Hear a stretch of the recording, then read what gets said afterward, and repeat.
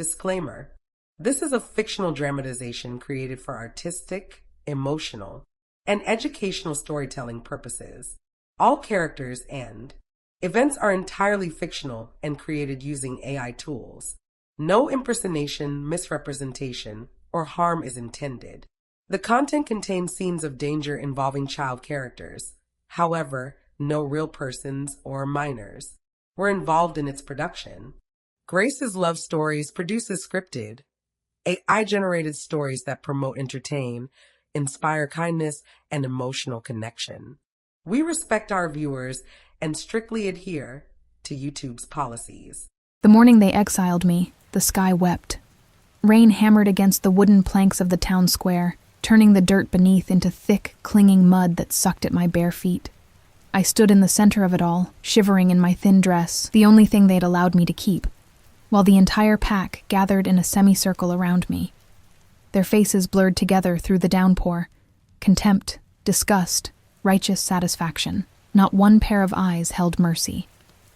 "Shame," Elder Cassia hissed, her voice cutting through the storm like a blade. "You have brought shame upon this pack, upon your family, upon every wolf who shares your blood." I wanted to speak, to defend myself, but my throat had closed. The words I'd screamed yesterday, the truth no one wanted to hear, had cost me everything. My father stood at the edge of the crowd, his face carved from stone, refusing to look at me. My sister clutched his arm, her eyes red, but her chin lifted high. She'd always been the strong one, the one who fit. I was the aberration, the curse mark, another elder intoned, pointing at my left shoulder where the strange symbol had appeared 3 days ago. Dark lines that twisted like thorns beneath my skin, pulsing faintly with a light that seemed to come from somewhere deep inside me. It is a sign. The moon goddess has rejected her. Lies, all of it. But truth didn't matter here. My hair hung in pale, soaked strands against my face, so light it almost looked silver in the gray morning. I'd always hated how it marked me as different, how it caught eyes and invited whispers. Too pale. Too strange. Not like us. Now it was just one more reason they were glad to be rid of me. "You will leave," Alpha Rendell declared, his massive form stepping forward. Rain streamed down his scarred face, but his eyes were dry. "Cross the border into the Deadlands. If you survive, the moon goddess may show you mercy we cannot. The Deadlands, where the cursed went to die, where rogues tore each other apart for scraps of territory, where the feral king's shadow stretched across every inch of ground, dark and absolute. Please." The word escaped before I could stop it, small and broken. I wasn't enough. My father's voice, cold, final. He still wouldn't look at me. "You made your choice when you refused the binding ceremony. When you shamed us all. The binding ceremony. They'd wanted me to accept a mate I didn't love. A wolf who looked at me like I was prey, whose touch made my skin crawl with wrongness. When I'd said no, when I'd dared to refuse, the curse mark had appeared, and they'd decided that was proof. Proof I was contaminated, touched by darkness, unworthy of the pack's protection. No one had asked if maybe, just maybe, the mark meant something else. Thunder cracked overhead, so loud several people flinched. But I felt something else beneath it. A pull, deep in my chest, like a string tied around my ribs being tugged toward the north, toward the Deadlands, toward something waiting. "Go," Elder Cassia commanded, gesturing toward the tree line that marked the boundary of pack territory. "Before we change our minds and grant you a faster mercy." Death. She meant death. I turned slowly, my body moving on instinct while my mind felt distant, floating somewhere above this nightmare. The crowd parted as I walked, no one wanting to touch me, as if whatever curse they thought I carried might leap from my skin to theirs. At the edge of the square, I passed my childhood home. The window of my old room stared down at me like an empty eye. I thought of everything I was leaving, my books, my mother's few possessions I'd kept after she died, the small garden I'd tended behind the house. All of it gone. erased as if I'd never existed. The forest swallowed me whole. Immediately, the sounds of the village faded, replaced by the whisper of rain through leaves and the distant calls of birds I couldn't name. My feet found the path automatically. I'd walked these woods countless times, collecting herbs and seeking solitude when the stairs became too much, but I'd never ventured beyond the border markers. None of us had. The Deadlands weren't just dangerous, they were wrong. Even the trees seemed to know it, their branches twisting in unnatural directions, their bark marked with scars that looked almost like claw marks. The deeper I went, the more the forest changed. The rain lessened, as if even the storm didn't want to venture this far. Gray mist curled between the trunks, thick and cold, carrying scents that made my wolf stir uneasily inside me. Blood. Ash. Something wild and ancient that had no name. I walked for hours, or maybe minutes. Time felt strange here, stretched thin like old cloth. The mark on my shoulder grew warmer, almost hot now, pulsing in rhythm with my heartbeat. That pull in my chest intensified, dragging me forward even when my legs screamed to rest. By the time the sun began to set, what little of it penetrated the canopy, I was stumbling more than walking. Hunger gnawed at my stomach. My dress was torn from catching on thorns and low branches. Mud caked my legs up to my knees. I should have been terrified. Some part of me was, but mostly I felt empty, hollowed out. Everything I'd known, everyone I'd loved, gone in a single morning. What was left? The answer came as I pushed through a thick stand of dead bushes and found myself at the edge of a clearing. A camp sprawled before me, dozens of makeshift shelters constructed from branches and stolen cloth. Fire pits sending smoke spiraling into the darkening sky. And wolves. Everywhere. Rogues, their eyes gleaming in the firelight, their movements predatory and wrong. These weren't pack wolves bound by hierarchy and law. These were the outcasts, the violent, the mad. I'd stumbled directly into their territory. For a moment, no one noticed me. Then a woman by the nearest fire lifted her head, nostrils flaring. Her eyes locked onto mine. "Fresh meat," she called out, and the entire camp went still. Dozens of faces turned toward me. Dozens of predators catching the scent of prey. My wolf surged forward, panic flooding our shared consciousness. "Run," she screamed inside my head. "Run!" But my legs wouldn't move. Fear had frozen me solid. A massive male stepped forward from the largest shelter, his chest bare and covered in scars, his eyes yellow and hungry. "Well, well, what do we have here?" A little lost lamb wandered into the wolves' den. Laughter rippled through the camp, dark, cruel. "Please," I whispered, hating how my voice shook. "I'm just passing through.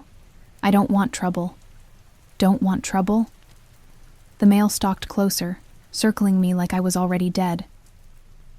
"You're in the Deadlands, girl. Trouble is all there is." He leaned in, inhaling deeply near my neck. "You smell like pack. Fresh exile. Let me guess. They threw you out for being defective." More laughter. Someone grabbed my arm, yanking me forward. I stumbled, falling to my knees in the mud. Hands reached for me, pulling at my hair, my dress. Voices shouted suggestions for what they should do with me, each one worse than the last. The mark on my shoulder burned like hot iron. And then, silence. It fell over the camp like a blade, cutting off every sound. The hands released me. The rogues stepped back, their faces shifting from hunger to something else. Fear. I lifted my head, confused, and saw them all staring at something behind me. The mist had thickened, rolling into the camp like a living thing, and through it came a figure, tall, broad-shouldered, moving with a predator's grace that made every other wolf look clumsy by comparison. Power radiated from him in waves so strong I could feel it pressing against my skin, making it hard to breathe. He stepped into the firelight, and my heart stopped. The feral king. I'd heard the stories. Everyone had. The wolf who ruled the Deadlands with absolute authority, who could tear through a dozen warriors without breaking a sweat, whose eyes held no mercy and no humanity. They said he was more beast than man, that he'd lost his soul years ago to rage and violence. But looking at him now, all I could see was Control. Terrible, absolute control. Every muscle held perfectly still, every breath measured, as if he was constantly holding back something massive, something devastating, and the effort of it had carved his face into hard lines and sharp angles. His eyes, pale gray, like winter storms, scanned the camp before landing on me. The world tilted. That pull in my chest yanked so hard I gasped, my hand flying to my ribs. The mark on my shoulder flared bright enough that light leaked through my dress, drawing gasps from the rogues around me. The Feral King's eyes widened fractionally, then narrowed. "Mine," he said, his voice low and rough, like gravel shifting in a dark cave. The word echoed through the clearing, through my bones, through my very soul. And somewhere inside me, my wolf rose up and whispered back, "Mate." I couldn't breathe. The word hung in the air between us, mine, and every wolf in the clearing had gone absolutely still. Even the fire seemed to pause in its crackling, as if the universe itself was holding its breath to see what would happen next. The Feral King moved toward me, each step deliberate and measured. The rogues scattered from his path like leaves before a storm, pressing themselves against trees and shelters, their eyes lowered in submission so complete it looked painful. None of them dared to even breathe too loudly. I stayed on my knees in the mud, unable to move, unable to think beyond the chaos exploding through my body. My wolf was going insane inside me, howling, crying, trying to claw her way to the surface to reach him. The mark on my shoulder pulsed with heat so intense, I thought my skin might split open. Mate, mate, mate. But that was impossible. I was cursed, cast out, broken. He stopped 3 feet away, towering over me even though I was kneeling. Up close, I could see the details the stories never mentioned. The thin scar cutting through his left eyebrow, the way his dark hair fell across his forehead despite being pulled back, the tattoos that covered his arms, ancient symbols I didn't recognize but that seemed to writhe in the firelight. His scent hit me like a physical force, pine and smoke and something wild, something that made my wolf purr even as fear locked my muscles tight. "Stand," he commanded. It wasn't a request. My body obeyed before my mind caught up, legs shaking as I pushed myself upright. I kept my eyes down, some instinct deeper than thought warning me that looking directly at him would be dangerous. Look at me. My gaze lifted slowly, traveling up the broad expanse of his chest, over the harsh line of his jaw, until I met those pale gray eyes. They pinned me in place, stripped me bare, saw everything I'd tried so hard to hide. And behind all that cold control, I saw something flicker. Surprise, maybe, or recognition. His hand moved, reaching toward my shoulder where the mark burned beneath my dress. I flinched involuntarily, and he froze. "I won't hurt you," he said quietly, and something in his voice made me believe him, even though every logical part of my brain screamed that this was the Feral King, the monster of the Deadlands, and believing him was suicide. I nodded, barely a movement, and he continued. His fingers brushed the fabric away from my shoulder, exposing the mark. The moment his skin touched mine, electricity shot through my entire body. I gasped, stumbling back a step, and his other hand shot out to steady me, gripping my waist. The contact was overwhelming, too much. My wolf surged forward with such force I nearly shifted right there, nearly lost control completely. His eyes flashed gold, his wolf rising to meet mine, and for a heartbeat we stood frozen, two predators recognizing something in each other that defied explanation. "Impossible," he breathed, staring at the mark. "This symbol, how did you get this?" "I don't know." My voice came out hoarse, barely audible. "It appeared 3 days ago. My pack said it was a curse. They said the moon goddess rejected me."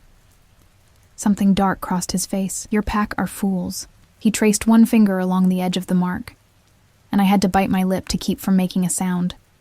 The sensation was too intense, pleasure and pain mixing until I couldn't tell them apart. "This isn't a curse," he said, his voice dropping lower. "It's a mate mark, one of the old ones, from before the pack split and forgot the ancient ways. But that's rare. Yes. His eyes met mine again, and I saw something in them that might have been wonder if this man was capable of such a thing. So rare most wolves live their entire lives without seeing one. It marks a bonded pair chosen by fate itself, unbreakable, absolute. My mind reeled. A mate mark, not a curse. My pack had thrown me out, condemned me to death because they were too ignorant to recognize what this actually was. "Why now?" I whispered. "Why did it appear when I refused the binding ceremony?" "Because you were being forced toward the wrong mate." His jaw clenched. "The mark appeared to protect you, to ensure you'd find your way to the right one." To him. The realization crashed over me like ice water. The moon goddess hadn't rejected me. She'd marked me for this, for the most dangerous, powerful, terrifying wolf in all the territories, for a king who ruled through fear and strength, for a male who was looking at me like I was something precious and breakable and utterly unexpected. "What's your name?" he asked. "Ilara." The lie came automatically. I couldn't tell him my real name, couldn't give him that much power over me when I barely understood what was happening. His eyes narrowed slightly, and I knew he'd caught the deception, but he didn't call me on it. "I'm called many things. Feral king, beast, monster. My name is Cade."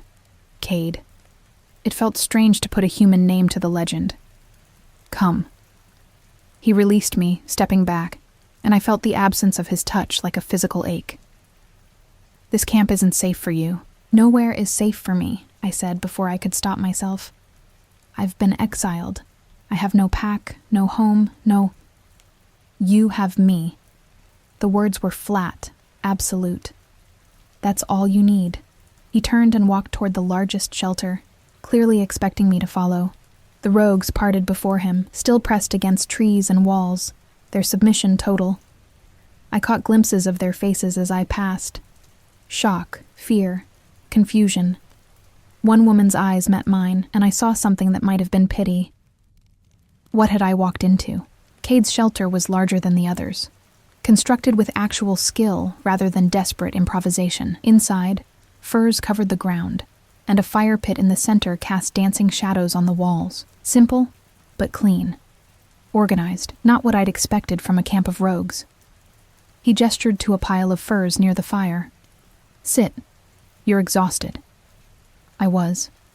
My legs trembled as I lowered myself down, careful to keep my torn dress from exposing too much. The warmth of the fire felt like heaven after hours in the cold rain. Cade moved to a corner of the shelter and returned with a blanket, draping it over my shoulders. The gesture was surprisingly gentle. Then he crouched before me, studying my face with an intensity that made me want to squirm. "Tell me what happened," he said. "Why they cast you out." So I did. The words spilled out. The binding ceremony, the mate I'd refused, the mark appearing, the accusations of being cursed. My father's silence, my sister's tears, the rain hammering down as they drove me from the only home I'd ever known. Cade listened without interrupting, his expression unreadable. But I saw his hands clench into fists when I described the male who'd tried to claim me. Saw his jaw tighten when I mentioned being thrown out with nothing. "Your pack broke sacred law," he said when I finished. "To exile someone without trial, without proof of wrongdoing, it's forbidden." They made their own proof. The mark was enough. Because they wanted it to be. He stood abruptly, pacing to the fire. "Your father wanted you bound to that male. When you refused, he needed a reason to force your hand. The mark gave him an excuse. The truth of it hit me like a blow. My father had known. He'd seen the mark and decided to interpret it as a curse rather than admit his daughter had been chosen for something, someone else. Why? My voice broke. Why would he do that? Power, alliance, fear. Cade's voice was bitter. Pack politics are poison. It's why I left mine. I looked up sharply. You were Pack? Long ago. He stared into the flames, his profile carved from shadow and firelight. Before I understood what they really were. Cages dressed up as families, rules designed to keep some wolves elevated and others crushed beneath their feet. There was a story there, one etched in scars I couldn't see. But before I could ask, a commotion outside made his head snap toward the entrance. A younger male pushed through the flap, breathing hard. "Cade, we have a problem. Scouts report a pack war band heading this direction. 20 warriors, maybe more. They're asking about a girl." My blood turned to ice. Cade's expression went flat, dangerous. "Let them come. They're from Silverpine Pack," the male continued, glancing at me nervously. "They say she stole something sacred. That they have the right to reclaim her." "She stole nothing," Cade said, his voice dropping to a growl that raised every hair on my body. "And she's under my protection now. Anyone who touches her will answer to me." The male swallowed hard. "They have silver weapons, blessed by their elders. They're not coming to negotiate. Silver. The one substance that could seriously harm a wolf, that burned and scarred and killed if the wound was deep enough. My pack had sent warriors armed for war. They were going to kill me. "How long until they arrive?" Cade asked. "An hour, maybe less." Cade nodded once. "Gather the others. Defensive positions around the camp perimeter. No one engages unless I give the order." The male left quickly, and Cade turned back to me. His eyes had gone cold, calculating. "Did you steal anything from your pack?" "No. I swear I took nothing. They gave me nothing to take." "Then they're lying, creating justification for what they plan to do." He crouched before me again, gripping my shoulders. "Listen to me carefully. When they arrive, you will stay in this shelter. You will not come out, no matter what you hear. Do you understand? You can't fight 20 warriors," I protested. "Not even you. I'm not fighting them alone. I have wolves who answer to me, who'll stand at my back." His grip tightened fractionally. "But I need to know you'll be safe, that you won't do something brave and foolish and get yourself killed. I won't hide while others die for me." "You will if I command it." The dominance in his voice made my wolf whimper and submit even as the human part of me wanted to argue. "You're my mate, Alara, or whatever your real name is. That means your safety comes before everything. Even my pride. Even my life." The words hung between us, heavy with meaning I wasn't ready to unpack. "Why?" I whispered. "You don't even know me." "I know enough." His thumb brushed across my cheekbone, the touch startlingly gentle. "I know you refused a mate you didn't want even when it cost you everything. I know you walked into the Deadlands rather than compromise who you are. I know you're terrified but still standing here arguing with me instead of cowering." His eyes held mine. "That's enough." Something in my chest cracked open, bleeding warmth into all the cold, hollow places. Before I could respond, howls erupted outside, warning calls from the sentries. They were here. Cade stood, his entire demeanor shifting. The male who'd spoken to me moments ago vanished, replaced by the feral king. "Remember, stay inside, no matter what." Then he was gone, pushing through the shelter flap and into the night. I sat frozen for maybe 10 seconds before my body moved on its own. Crawling to the entrance and peering out through a gap in the hide, the camp had transformed. Rogues I'd barely noticed earlier now stood in organized formations, weapons drawn, eyes fixed on the tree line. And at the center of it all stood Cade, arms crossed, waiting. The Silverpine warriors emerged from the forest like ghosts, their silver weapons glinting in the firelight. I recognized some of them, males I'd grown up around, who'd taught me to hunt and fish and survive. Now they looked at Cade's camp like they were staring at prey. At the front stood Commander Royce, my father's right hand. His eyes scanned the camp before landing on Cade. "Feral King," he called out, his voice carrying across the clearing. "We seek a criminal who fled into your territory. A girl with pale hair. She's wanted for theft and conspiracy against her pack. Surrender her, and we'll leave peacefully." "No one here matches that description," Cade replied, his voice calm. Too calm.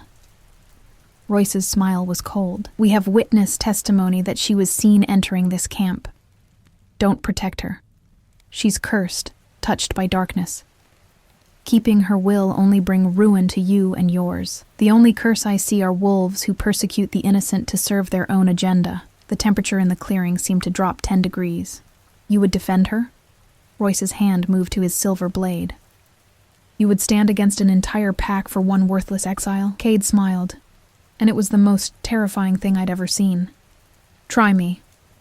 The words were barely out of his mouth when the first warrior attacked. The warrior lunged with his silver blade extended, moving faster than my eyes could track. But Cade was faster. He sidestepped the attack with fluid grace, caught the warrior's wrist mid-strike, and twisted. The crack of breaking bone echoed across the clearing, followed by a scream that cut off abruptly as Cade's other hand connected with the male's throat. The warrior dropped like a stone. "Anyone else?" Cade asked conversationally, as if he hadn't just incapacitated a trained fighter in under 3 seconds. Royce's face darkened. "So be it. You've chosen your side." He raised his hand, and the rest of the warriors surged forward. What happened next was chaos. The rogues met the Silver Pine wolves with a ferocity that stunned me. These weren't the disorganized, half-mad outcasts I'd expected. They moved like a unit, covering each other's weaknesses, using the terrain to their advantage. And at the center of it all was Cade, a whirlwind of controlled violence. He didn't fight like the warriors I'd grown up watching. There was no wasted movement, no showboating. Every strike had purpose, every dodge calculated. When a blade came too close, he'd redirect it into an ally's guard.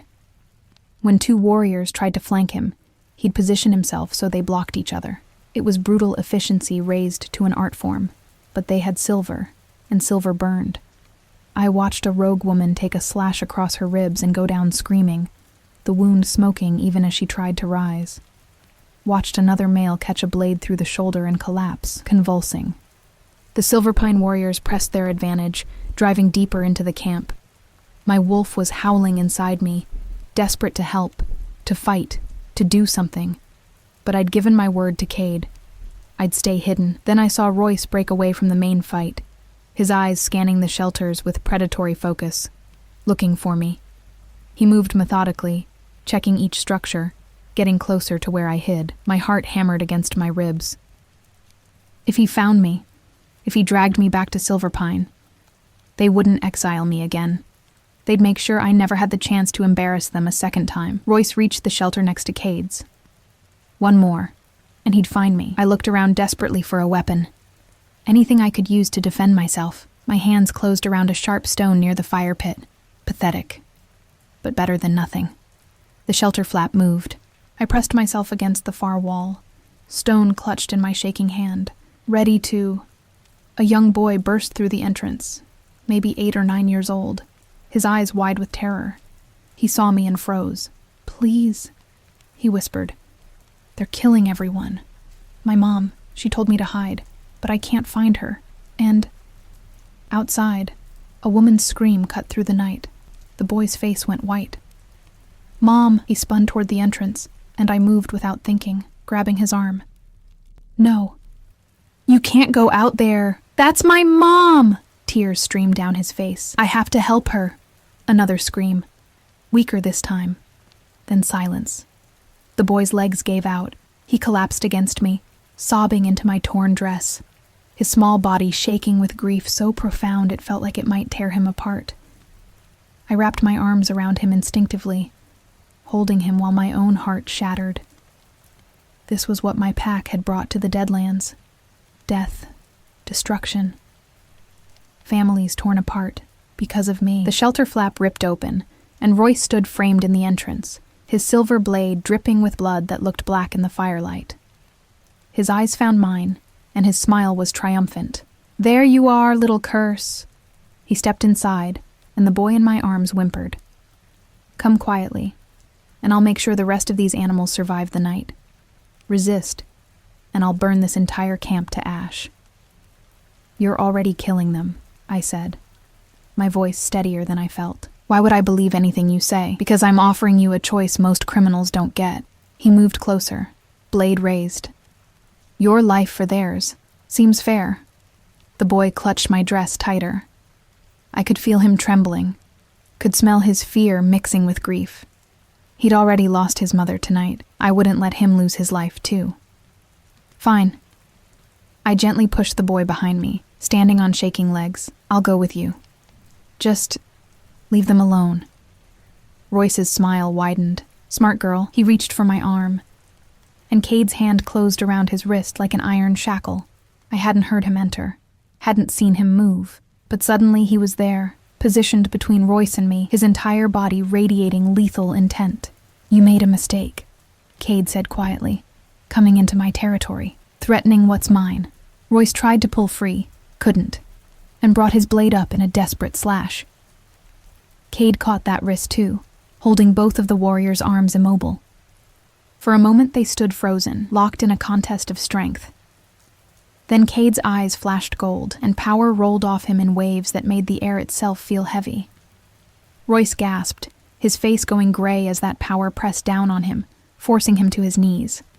I could kill you, Cade said conversationally. It would be easy, satisfying, but I'm trying to be better than my reputation suggests. He leaned closer, his voice dropping to something that barely qualified as a whisper, but somehow filled the entire shelter. So instead, I'm going to give you a message to take back to your alpha. The girl is under my protection. She is my acknowledged mate. Any wolf who touches her, who threatens her, who even looks at her wrong, I will consider it a declaration of war. And trust me, Commander, you don't want a war with me. He released Royce, who stumbled backward, gasping for air. The warrior's eyes were wide with shock, and something that looked like recognition. Mate? Royce's gaze darted to me, to the mark on my shoulder that was glowing faintly through my dress. But the curse was a lie your pack told to hide their own ignorance. Cade stepped forward and Royce scrambled back. Now get out! Take your warriors and go. If I see any Silverpine wolf in the Deadlands again, I won't be so merciful. Royce fled. Through the shelter's entrance, I could see him shouting orders, gathering the remaining warriors. They retreated into the forest, dragging their wounded, leaving their dead behind. Within minutes, the camp was silent, except for the moans of injured rogues and the crackle of fires. Cade turned to me, his eyes scanning me from head to toe. You're hurt. I'm fine. The adrenaline was wearing off, leaving me shaky and cold. The boy is safe. Cade looked down at the child still clutching my dress. His expression softened fractionally. Come here, pup. The boy hesitated, then slowly released me and moved toward Cade. To my surprise, Cade crouched down to the child's level, his massive frame somehow less intimidating in that position. Your mother fought bravely, he said gently. She protected 3 others before she fell. You should be proud of her. Is she really gone? The boy's voice was so small. Yes. I'm sorry. The boy's face crumpled. Cade pulled him into an embrace, letting the child sob against his chest while murmuring words too quiet for me to hear. The tenderness of it, this feared killer comforting a grieving child, made my throat tight. After several minutes, Cade stood, lifting the boy with him. Mira, he called, and a woman appeared at the entrance, her arm bandaged, but her expression alert. Take him to the communal shelter. Stay with him tonight. Mira nodded, gently taking the boy's hand. As they left, the child looked back at me, his eyes red but calmer. Thank you for hiding me, he whispered. Then they were gone, and I was alone with Cade. He turned to me, and the gentleness he'd shown the child vanished, replaced by something intense and searching. You were supposed to stay hidden. I did. Until Royce found me. You should have screamed, called for help. There was a child. I couldn't risk. My voice broke. The reality of what had happened crashed over me all at once. People had died tonight. That woman, the boy's mother, others I'd seen fall. All because my pack couldn't accept that they'd been wrong about me. The tears came before I could stop them. Hot and bitter and full of guilt I couldn't contain. Cade moved, pulling me against his chest. I should have resisted. He was still covered in blood and mud, still carrying the violence of the battle on his skin. But I couldn't. I buried my face in his shoulder and broke, sobbing out the terror and grief and horrible, crushing relief that I'd survived when others hadn't. He held me through it, one hand cradling the back of my head, the other wrapped around my waist. He didn't tell me it was okay, didn't offer empty platitudes. He just held me while I shattered and slowly, painfully, began to piece myself back together. When the tears finally stopped, I pulled back slightly, wiping at my eyes. I'm sorry. I got your shirt wet. I don't care about my shirt. His thumb brushed away a remaining tear from my cheek. Are you hurt? Did Royce touch you? No. You got there before. I trailed off, suddenly very aware of how close we were standing, how his hands were still on my waist, how his scent wrapped around me like a living thing. The mate bond hummed between us, stronger now after the violence, after the fear. My wolf wanted to close the distance, to press against him and never let go. The human part of me knew that was insane. I'd known this male for a few hours at most. This wasn't rational. But when had anything about tonight been rational? Come, Cade said, his voice rough. Let's get you cleaned up. He led me out of the shelter and through the camp. Rogues were tending to the wounded, putting out fires that had been started in the fight, gathering the bodies of the fallen. Every wolf we passed paused in their work, to nod respectfully to Cade, and to stare at me with undisguised curiosity. We reached a small stream at the edge of camp, partially hidden by willows. The water ran clear over smooth stones, reflecting moonlight that had finally broken through the clouds. It's safe here, Cade said.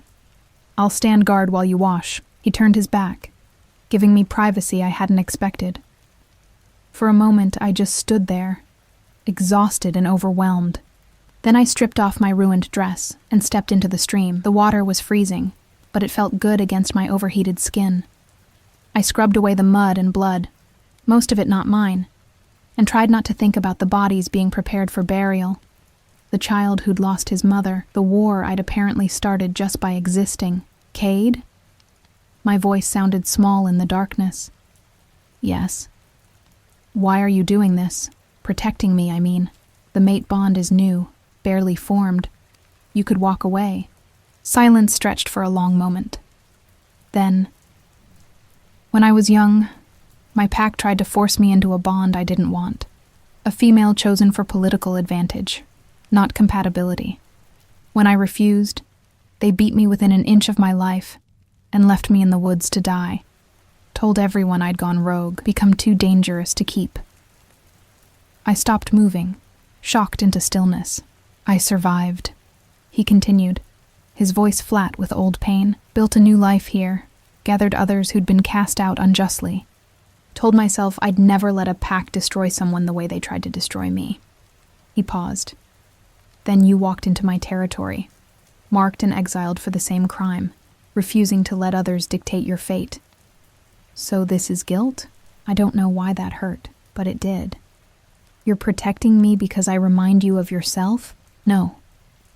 He turned then, his eyes finding mine even across the distance and darkness. I'm protecting you because when I saw you standing in that clearing, terrified but defiant, something in me recognized something in you. The mate bond just confirmed what I already felt. The honesty in his voice stole my breath. What happens now? I asked. Now we prepare. Your pack will come back, probably with reinforcements. We need to be ready. He pulled something from his pocket, a shirt, clean and dry. But tonight you rest, recover. Tomorrow we'll figure out the next steps.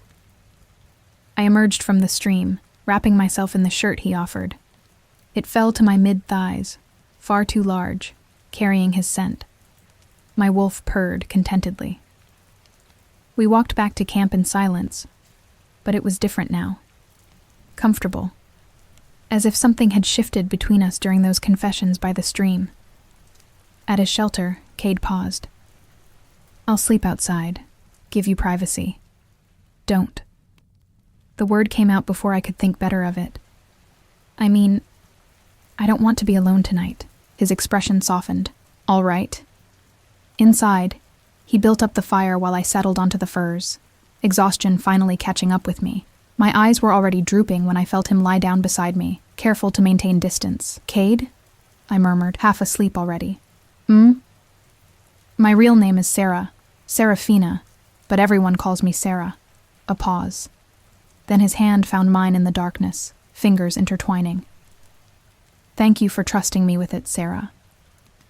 I fell asleep holding the hand of the feral king, and for the first time in days, I felt safe. I woke to sunlight filtering through the gaps in the shelter and the smell of cooking meat. For a moment, I couldn't remember where I was. Then the events of yesterday crashed back. The exile, the rogues, Cade, the battle. I sat up quickly, my heart racing, and found myself alone in the shelter. The firs where Cade had slept were cold. Outside, the camp was alive with activity. Wolves moved with purpose, repairing damaged shelters, tending to the wounded, organizing supplies. It looked less like a rogue camp and more like a community. I pulled on my still damp dress over Cade's shirt. I couldn't bring myself to take it off, and stepped outside. The conversation stopped immediately. Every wolf within sight turned to stare at me, their expressions ranging from curiosity to wariness to outright hostility. I froze, suddenly very aware that I was an outsider here, that these wolves had fought and bled because of me. "Don't mind them," a voice said. Mira, the woman from last night, approached with a wooden bowl. "They're just trying to figure you out. Here, you must be starving." The bowl contained some kind of stew, simple but aromatic. My stomach growled loudly enough that several nearby wolves snickered. I accepted it gratefully, managing a small smile. "Thank you." "How's the boy?" "From last night?" Mira's expression grew somber. "Sleeping, finally. He cried himself out around dawn." She studied me closely. "You were kind to him. Not many would have risked themselves for a stranger's child. I couldn't just let him run out into that." I took a bite of stew, the warmth spreading through my chest. "Where's Cade?" "Dealing with the aftermath. We lost 4 last night, have 7 seriously wounded. He's making arrangements." She gestured toward the far end of camp. "He said to bring you to him when you woke." I followed Mira through the camp, hyper-aware of the eyes tracking my movement. We passed a group of females washing clothes in wooden tubs. One of them, a striking woman with dark hair and sharp features, looked me up and down with obvious disdain. "So that's her," she said loudly enough for me to hear. "The reason Silas and the others are dead. Doesn't look like much, does she?" "Vera, enough," Mira warned. "Why?" Vera stood, water dripping from her hands. "We have a right to know why we're supposed to protect some pack princess who probably can't even fight." "I'm not a princess," I said quietly, stopping to face her. "And I never asked for your protection. I'm sorry about what happened. If I could change it, but you can't." Vera moved closer, her wolf rising in her eyes. 4 of ours died last night. 4 wolves who had no stake in your pack's politics. And for what? Because you're Cade's mate? She spat the word like it was poison. "Vera." Cade's voice cut through the tension like a blade. He appeared from between 2 shelters, his expression thunderous. "Walk away. Now." Vera's defiance crumbled instantly. She lowered her eyes and stepped back, but not before shooting me one last venomous look. The other females scattered. Cade moved to my side, his hand settling on my lower back. The possessiveness of the gesture wasn't lost on anyone watching. "Are you all right?" "She's not wrong," I said quietly. "People died because of me. People died because Silverpine broke sacred law, and then compounded it by attacking neutral territory." His jaw clenched. "Don't take their sins onto your shoulders, Sarah." He guided me away from the main camp area, toward a section I hadn't seen before. Here, 4 bodies lay wrapped in clean cloth, arranged in a line. Several wolves stood vigil nearby, their heads bowed. "We'll honor them tonight," Cade said. "Return them to the earth as is proper. But first, I need you to see this." He led me past the bodies to a small clearing where 3 wolves stood guard over a bound figure. My breath caught. It was one of the Silverpine warriors from last night, his face bruised and swollen, his hands tied behind his back with rough rope. He looked up as we approached, and his eyes widened with recognition and fear. "Sarah," Cade said, his voice carefully neutral. "This is Marcus. He was separated from his unit during the retreat. My scouts found him trying to hide in a tree like a terrified pup." Marcus's face flushed with humiliation, but he kept his mouth shut. "I thought you might want to speak with him," Cade continued. "Ask him some questions. Since he's from your old pack, he might be able to tell you things I can't." I stared at the bound warrior, emotions warring inside me. Marcus had taught me to track when I was 12, had laughed when I caught my first rabbit, had shown me how to read the signs the forest left. Now he wouldn't meet my eyes. "Why did you come?" I asked him. "You know I didn't steal anything. You know the accusations were false." Marcus was silent for a long moment. Then, "Orders are orders. That's it?" "Orders?" My voice rose despite my attempt to stay calm. 4 wolves died last night, Marcus. People with families, with children. And for what? Orders? "You don't understand pack politics," he muttered. "Your father needed to save face.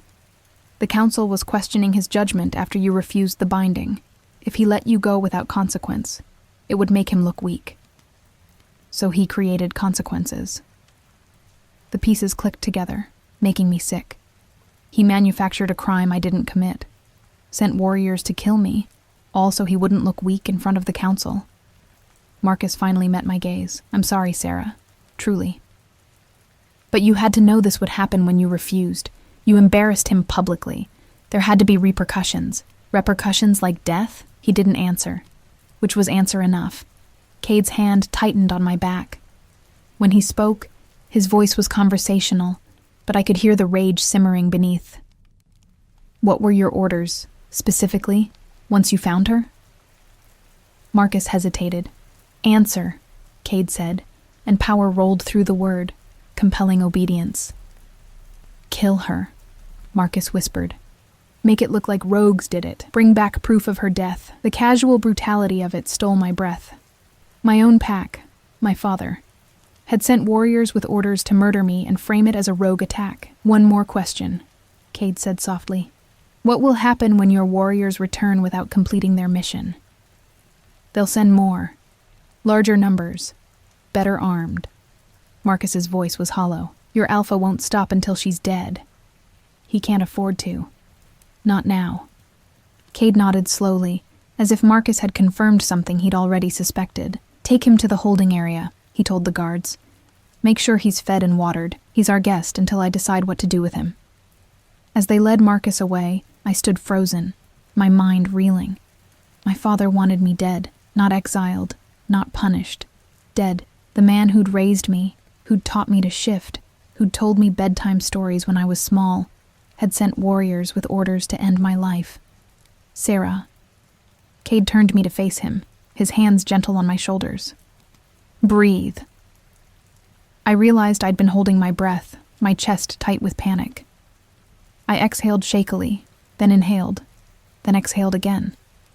"Why did you make me listen to that?" The words came out harsher than I intended.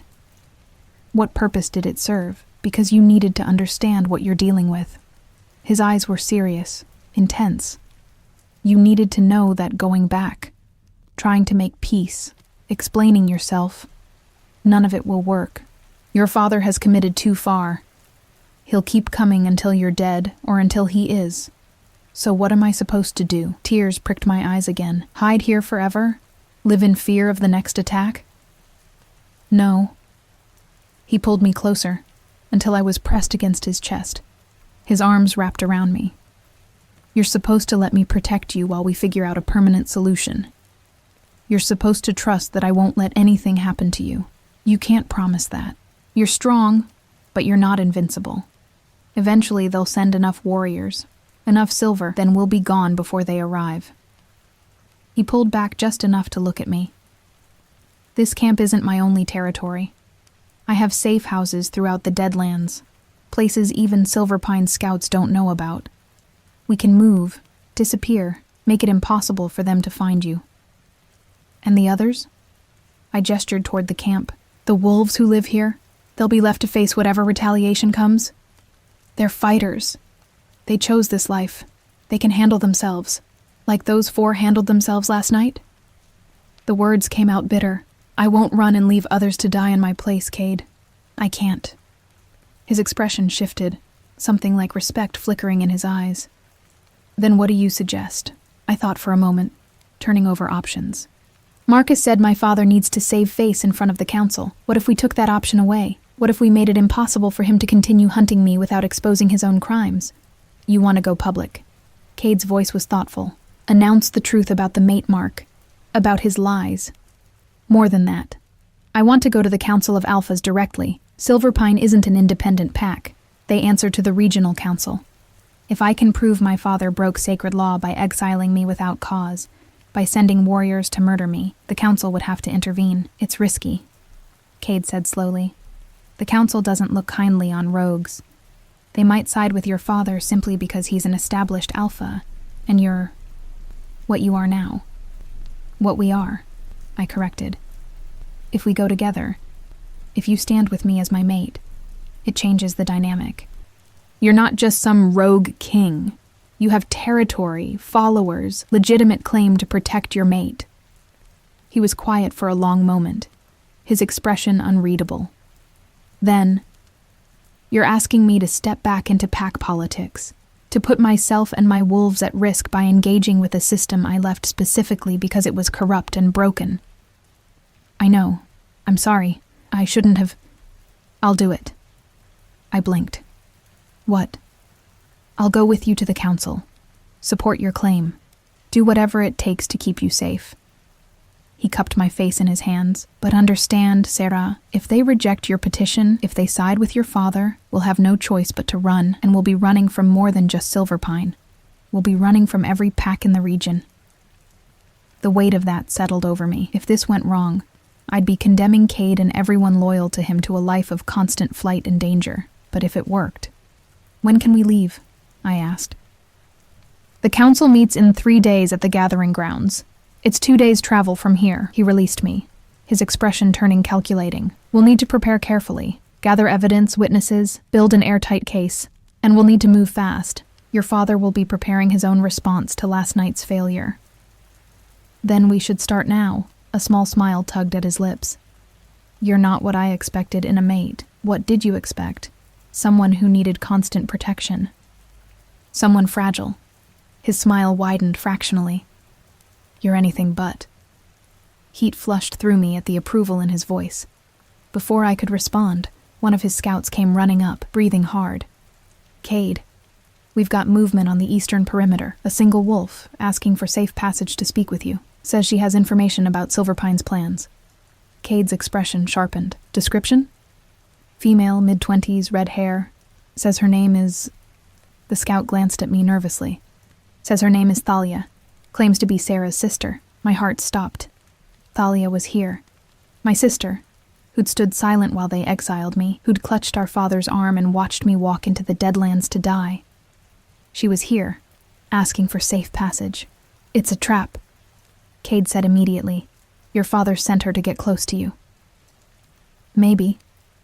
My mind raced. Or maybe she's having second thoughts. Thalia and I were close once, before... everything. If there's even a chance she's here to help, then we'll find out together. Cade signaled to the scout. Bring her in. Hands bound, 3 guards minimum. She gets nowhere near Sarah until I've questioned her myself. The scout ran off, and Cade turned back to me. If this goes wrong, I know. But I need to hear what she has to say. We waited in tense silence. Around us, the camp continued its activities. But I could feel the attention focused our way, the curiosity and concern radiating from the wolves who'd made this place home.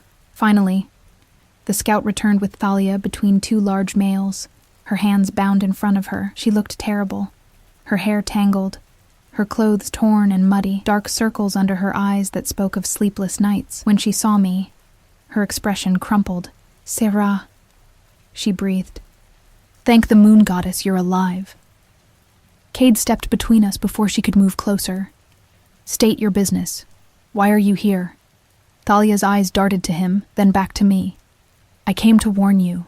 Father knows his first attack failed. He's gathering allies. Stone Ridge Pack, Mountains Peak, maybe more. He's telling them you've seduced the Feral King, that you're using dark magic to corrupt the Deadlands. He's building a coalition to wipe out this entire camp. Ice flooded my veins. Multiple packs. That wasn't a raid. That was war. When? Cade demanded. 5 days. Maybe 6 if he has trouble convincing the other alphas. Thalia's voice shook. I left as soon as I heard, traveled through the night to get here first. And your father let you go? Cade's skepticism was clear, convenient. He doesn't know I'm gone. I snuck out during the night watch change. She looked at me, her eyes pleading. I know you have no reason to trust me. I know I failed you when you needed me most. But I'm trying to make it right now. Please, Sarah. You have to believe me. I studied my sister's face, searching for deception and finding only desperate sincerity. But Cade was right to be cautious. This could easily be an elaborate trap. Prove it, I said quietly. Give us something that shows you're telling the truth. Thalia nodded quickly, reaching into her pocket with bound hands. The guards tensed, but she only pulled out a folded piece of parchment. This is a copy of the message Father sent to the other alphas. I stole it from his study before I left. Cade took the parchment, unfolded it, and read. His expression darkened with each line. When he finished, he handed it to me. The words swam before my eyes. My father had painted me as a threat to all packs, a corrupting influence that had to be eliminated. He'd twisted the mate mark into evidence of dark magic, suggested I was using supernatural means to control Cade and his rogues. It was a masterpiece of manipulation, designed to make every alpha in the region see me as an enemy. This changes things, Cade said grimly. If he's got multiple packs on his side, we can't win a direct fight, and we can't run. They'll hunt us across the entire territory. The council, I said, my mind racing. We go to them now. Today. We present our case before my father can rally his coalition. The council won't convene outside their scheduled meetings except in emergencies. Then we make it an emergency. I looked at Thalia. Will you testify? Tell the council what father's planning? My sister's face went pale. If I do that, I can never go home. He'll disown me, cast me out like he did you. I know what I'm asking, I said softly, and I won't force you. But if you really want to make this right, this is how. Thalia was silent for a long moment, warring emotions playing across her face. Then she straightened her shoulders and lifted her chin. A gesture so familiar from our childhood it made my chest ache. I'll do it, she said. I'll tell them everything. Cade looked between us, something shifting in his expression. Then we leave within the hour. Gather what supplies you need. This is going to be a hard ride, and we may not get another chance. As he walked away to organize the departure, Thalia stepped closer to me. I'm sorry, she whispered, for not standing with you before, for letting fear make me a coward. I looked at my sister, really looked at her, and saw the guilt and grief weighing her down. She'd made terrible choices, yes, but she was here now, trying to fix them. Help me make this right, I said, and we'll call it even. She nodded, tears spilling down her cheeks, and for the first time since the exile, I felt a flicker of hope that maybe, just maybe, I could build something new from the ashes of everything I'd lost. The council chambers stood at the heart of the neutral territories, a massive stone structure built generations ago, when the packs first agreed to govern themselves under shared law rather than constant warfare. I'd never seen it before. Pack wolves of my status rarely had reason to venture this far from home. Now I stood at its entrance with Cade on one side and Thalia on the other, while 5 of Cade's most trusted wolves formed a protective circle around us. The building loomed above, all gray stone and ancient carvings that depicted wolves in both human and animal form, locked in eternal dance around the doorway. Last chance to turn back, Cade murmured, his hand steady on my lower back. No turning back now, I replied, trying to sound more confident than I felt. The doors opened before we could knock, and a stern-faced woman in formal robes appeared. State your business. I invoke the right of petition, I said, the formal words tasting strange on my tongue. I seek audience with the Council of Alphas to present evidence of sacred law violations. The woman's eyebrows rose fractionally. The council is not currently in session.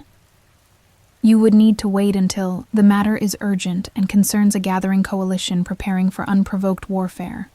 Cade interrupted, his voice carrying the weight of authority.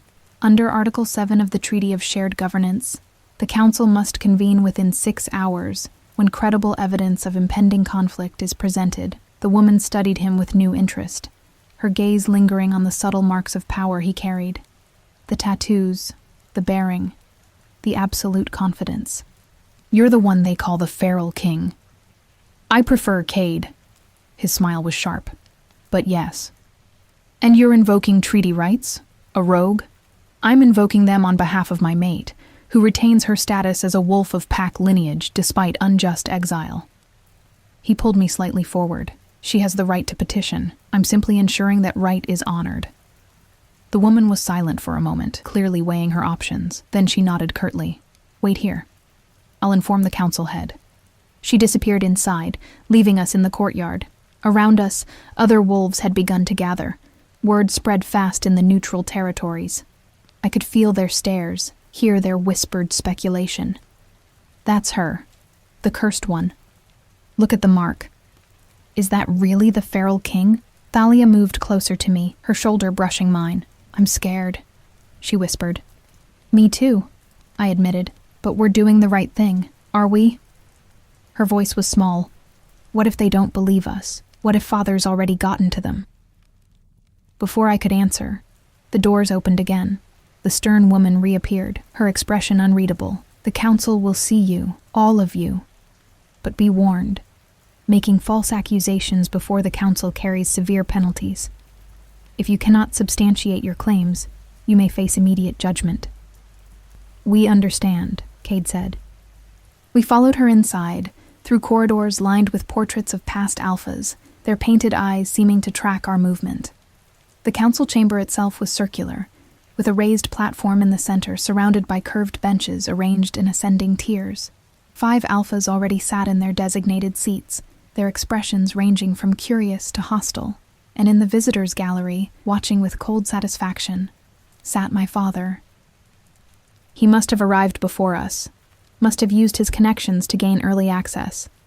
His eyes met mine across the chamber, and his smile was a predator's, confident, cruel, already tasting victory. Approach, commanded the alpha at the highest seat. I recognized him from descriptions. Alpha Matthias of the Northern Reach, oldest and most respected of the regional leaders. His gray hair and lined face spoke of decades leading his pack. State your petition.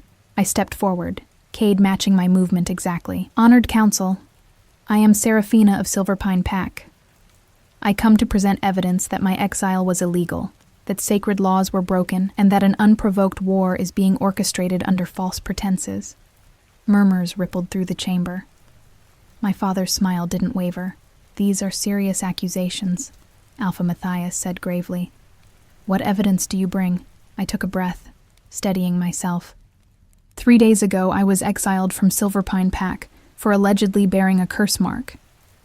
I was accused of theft and conspiracy, crimes I did not commit. The exile was ordered without trial, without investigation, in direct violation of sacred law.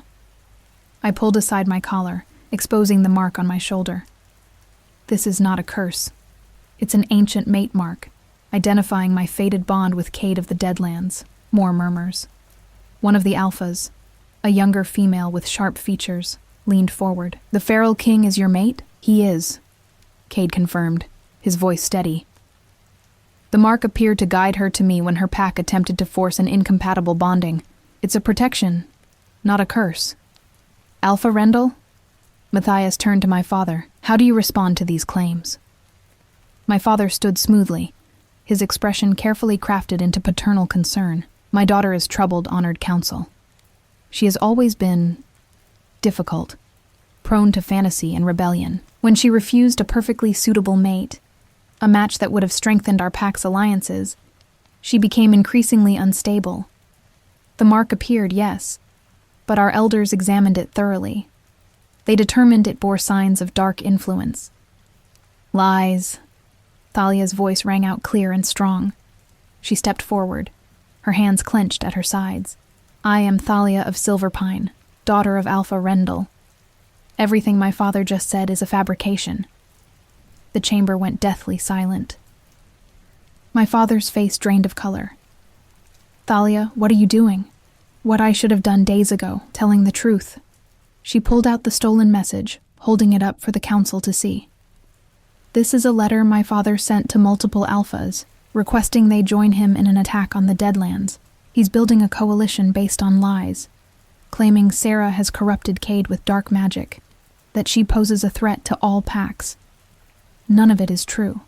Alpha Matthias gestured, and a council attendant retrieved the letter, bringing it to him. He read in silence, his expression growing darker with each line. When he finished, he passed it to the other alphas. "This is concerning," he said slowly. "Alpha Rendell, can you explain why you're organizing a military coalition without council approval?" My father's composure cracked slightly. "That letter was stolen from my private correspondence. My daughter had no right. The content is what matters, not how it was obtained," interrupted the sharp-featured female alpha. "You're proposing coordinated warfare against neutral territory.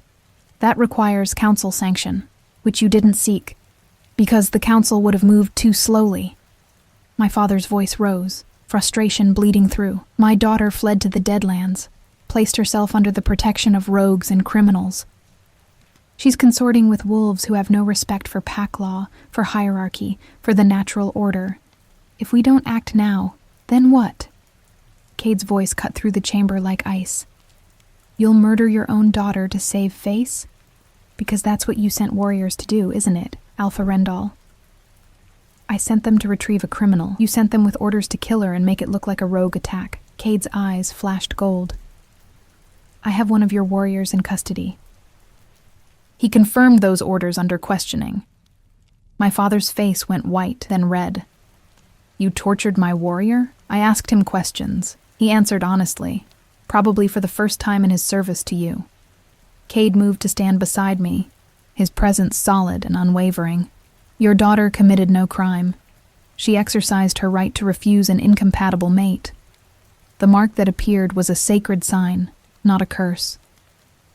You chose to interpret it as the latter, because the truth was politically inconvenient. She shamed her pack, shamed her family." My father was shouting now, his careful composure completely shattered.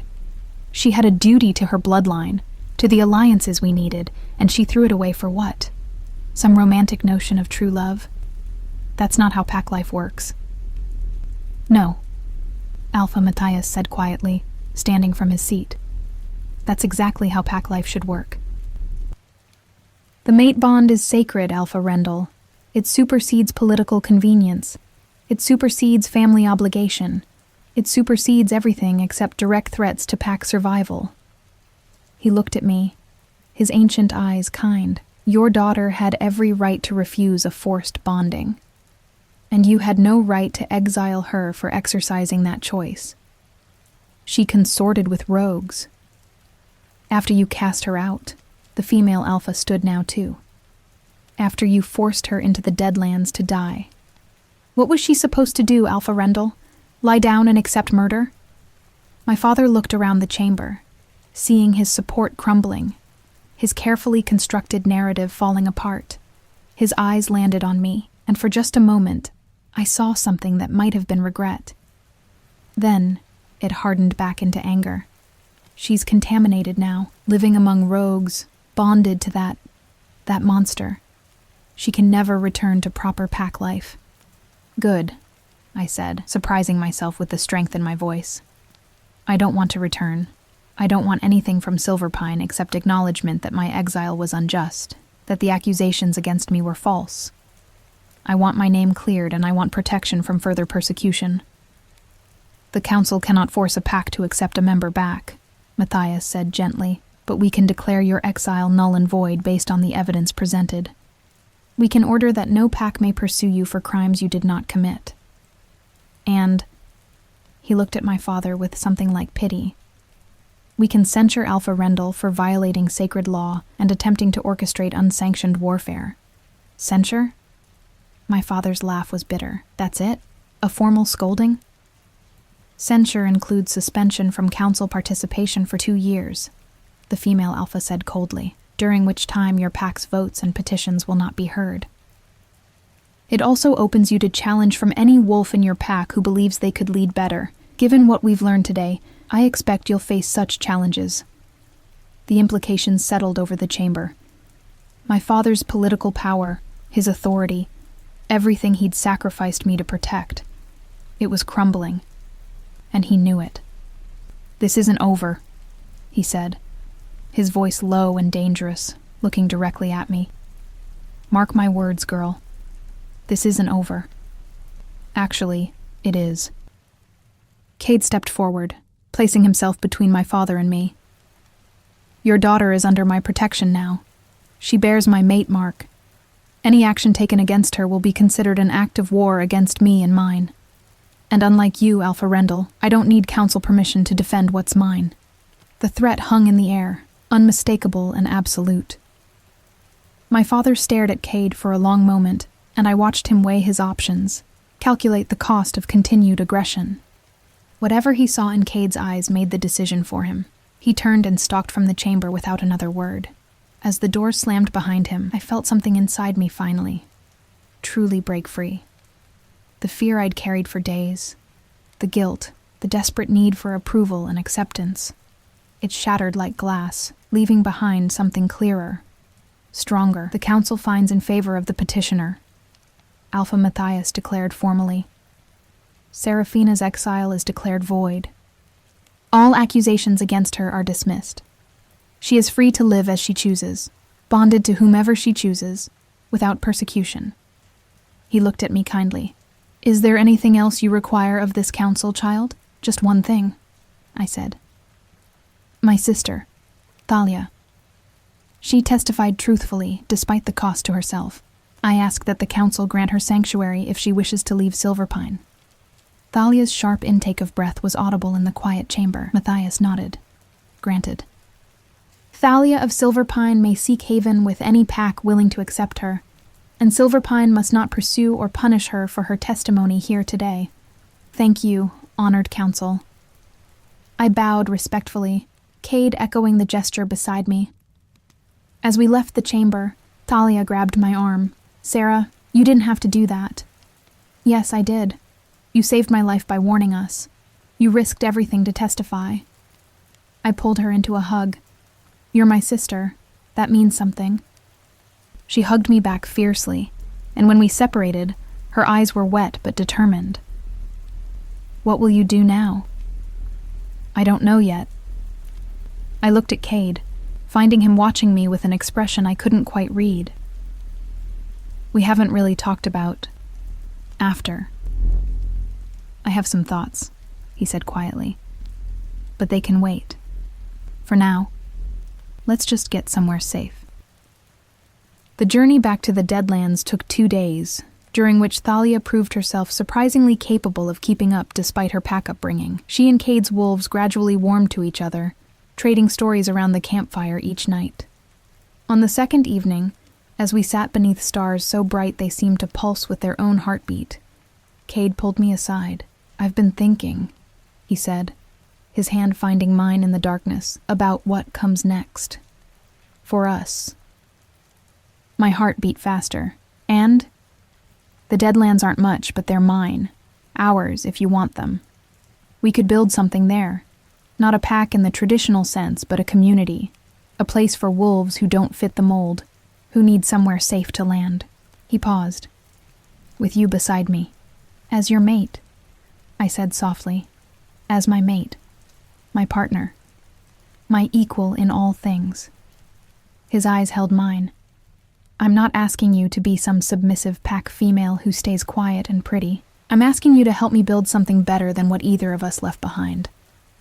Tears pricked my eyes, but they were good tears. Hopeful tears. Yes. To all of it. Yes. He kissed me then, slow and deep and full of promise. When we finally pulled apart, I could see our future stretching before us. Uncertain, maybe dangerous, but ours, built on choice, not obligation. On love freely given, not forced bonds. There's one more thing, I said, an idea forming. The one who lost from the attack. What if we created a place specifically for wolves like him? Orphans, exiles, those who've lost their packs through no fault of their own. Cade's expression softened. A sanctuary. A home, I corrected. A real one, where being different isn't a crime, where mate bonds are honored and individual choice matters. You're going to remake the Deadlands, he said, something like wonder in his voice. We're going to remake them. I laced my fingers through his, together. When we returned to camp, it was to a welcome I hadn't expected. The wolves gathered to greet us, and this time there was no hostility in their eyes. Vera, who'd been so angry before, actually nodded respectfully.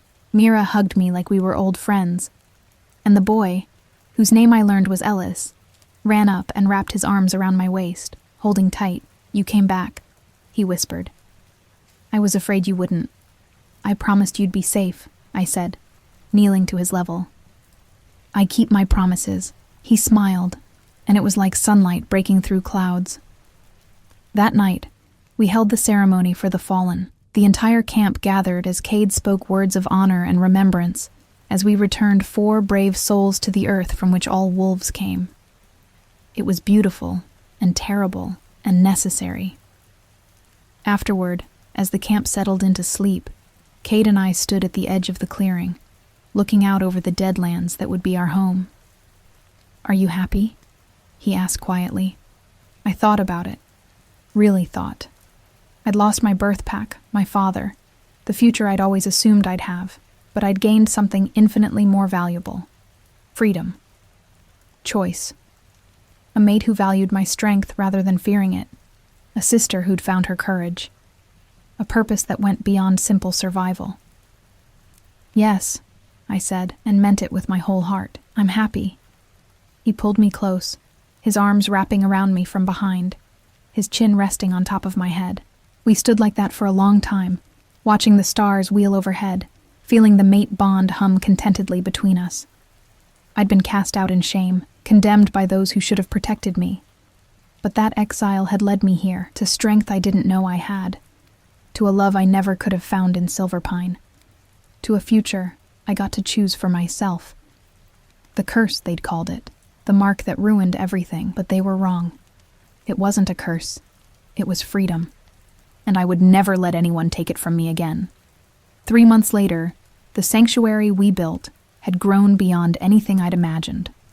Wolves came from all over, exiles seeking refuge, orphans needing homes, those who simply didn't fit their birth pack's rigid molds. We took them all, asked only that they respect the community and contribute what they could. Thalia found her place teaching the younger wolves to hunt. Ellis had become my shadow, bright and curious and slowly healing from his grief. And Cade led with a combination of strength and compassion that made me fall deeper in love with him every day. The packs left us alone, warned off by the council's declaration and Cade's fearsome reputation. My father never came, though I sometimes caught myself looking for him in the faces of newcomers, wondering if he regretted his choices. It didn't matter anymore. I had everything I needed right here. On a warm evening in early summer, Cade and I stood in the meadow we'd cleared for gatherings, watching our wolves, our family, share stories and laughter around a massive bonfire. The mark on my shoulder pulsed gently, warm and right. "No regrets?" Cade asked, echoing his question from months ago. I turned to him, this fierce, gentle male who'd chosen me when I had nothing, who'd helped me build a home from exile and pain. "Not a single one," I said, and I meant it with every fiber of my being. The end.